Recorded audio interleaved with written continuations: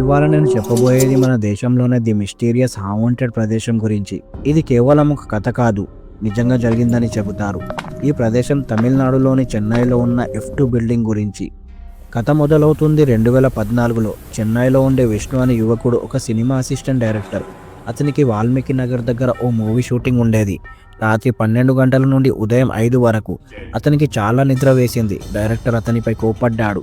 అప్పుడు డైరెక్టర్ అన్నాడు, ఇప్పుడు 3 గంటలకు సెట్ రెడీ అవుతుంది, ఇప్పట్లో 2 గంటలకు నిద్రపో లేదా ఇంటికి వెళ్ళిపో. విష్ణు ఆలోచించాడు. ఇంటికి వెళ్ళి రావడానికి అరగంట పడుతుంది, దగ్గరలో ఎక్కడైనా నిద్రపోతాను అని. అతను చుట్టూ తిరుగుతూ ఒక పాత బంగ్లా చూశాడు. కింద అంతస్తులో లైట్ వెలిగింది.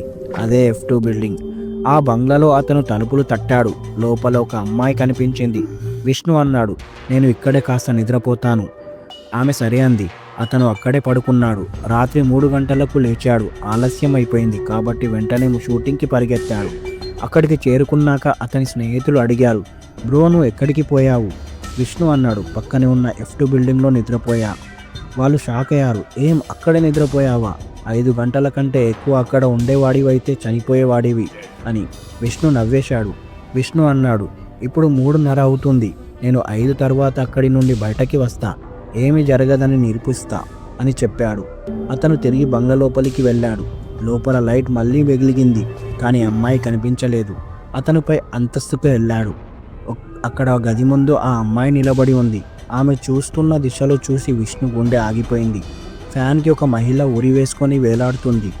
విష్ణు పరిగెత్తాడు. ఆమె కాపాడాలని చూశాడు. హే సాయం చేయి అని ఆ అమ్మాయిని పిలిచాడు, కానీ ఆమె కదలలేదు. అతను దగ్గరగా చూశాడు.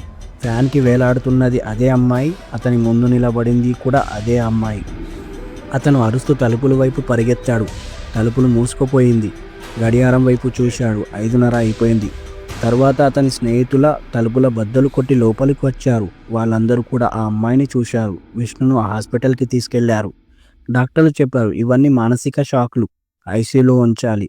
కొద్ది రోజుల తర్వాత విష్ణు చనిపోయాడు. ఆ ఇంటి అసలు కథ ఏమిటో తెలుసా? ఆ బంగ్లాలో 2007లో ఆమె అదే ఫ్యాన్కి ఉరి వేసుకుంది అని చనిపోయిందట. ఆ రోజు నుండి ఆ ఇంట్లో ఆమె ఆత్మ తిరుగుతూనే ఉంది. కానీ ప్రతి రాత్రి ఆమె తలుపులు తీయడం, ఉదయం 5 గంటలకు మాయమయ్యవడం ఇప్పటికి కనిపిస్తుందని చెబుతారు.